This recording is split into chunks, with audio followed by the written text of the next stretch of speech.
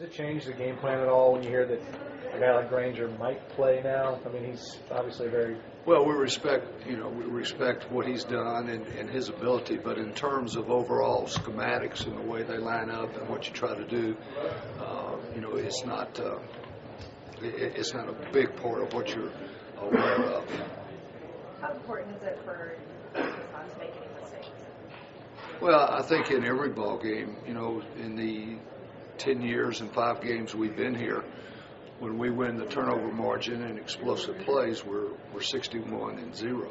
So in any ball game, it's important to limit the amount of mistakes you make, either mentally or physically. But turnovers are a big part of any football game, and certainly they do a nice job of stripping the ball. And because they have people in a hole a lot of times, people are trying to throw more, and they create some of those turnovers in that situation. But at the same time, we're going to tell our players that there's going to be mistakes, and what we have to do is limit them and overcome them when they happen. Kirk, it seems like this is a game where it's not necessarily the most obvious player on the offense who comes through and makes the difference. How do you stress that to your team? I mean, oftentimes we've seen a great tight end game out of this game for your offense and things of that nature. Well, I think last week was a good example. Probably when we visited last Monday, no one thought Chris Obanau would step up and have the ball game he had. So sometimes you have an idea going into a game by the way people are going to play, who should be a featured guy. And certainly there are certain plays that we try to get to, to get to Quan or get to Jordan or whatever. But oftentimes in a game like this, because both teams know each other so well, both teams work hard on taking away what a team does best, and a lot of times, like last year, it's somebody that you wouldn't think of.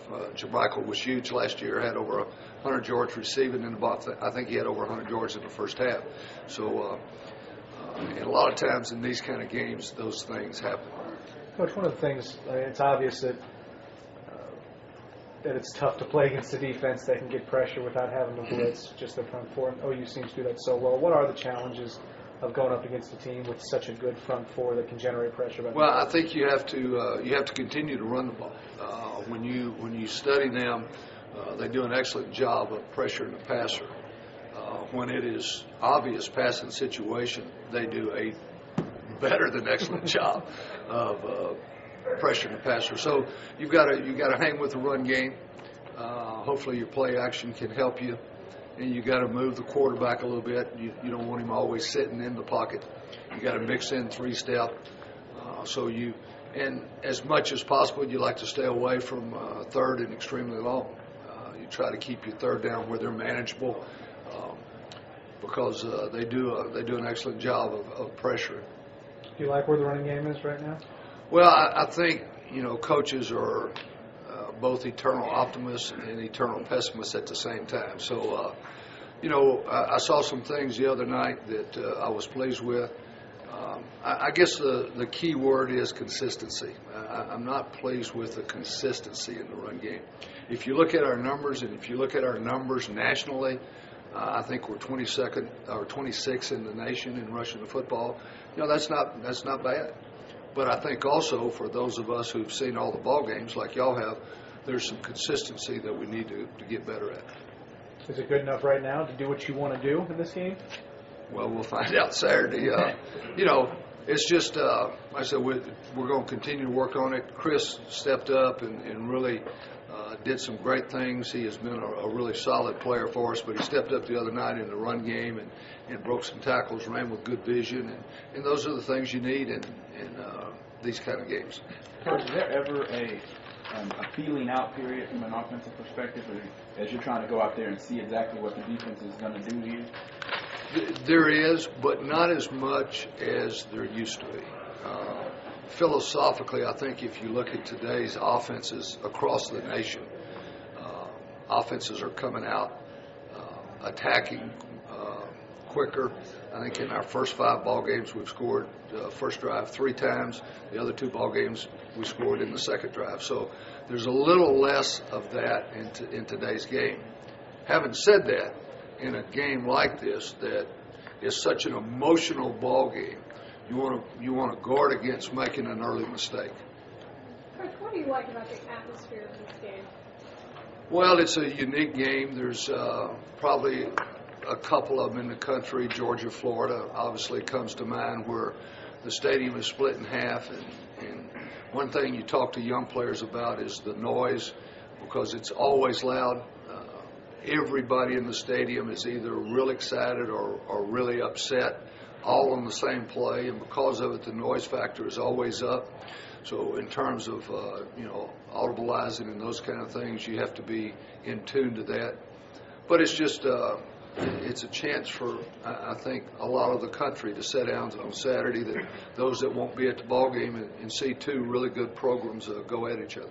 When you have a guy like Colt who's played like this year, how does that kind of calm maybe the nerves of the whole team?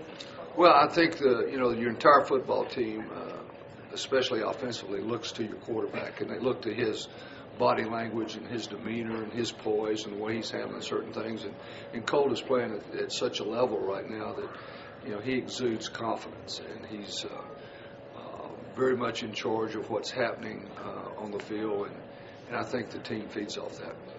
Can you talk about how Colt's background, being the son of a coach, can kind of help him in these pressure-packed situations? Well, I think that he grew up around the game. He grew up in the field house.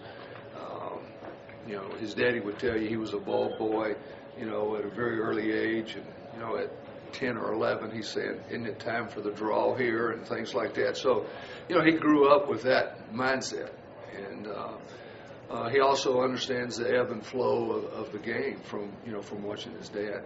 And I think in most cases, players of coaches bring that to the table, especially quarterbacks. Coach, it seemed like you're trying to do on short yardage. I know Coach Brown talked about he was disappointed Saturday night, which I did on third down or either second down or short yardage, any short yardage play. Yeah,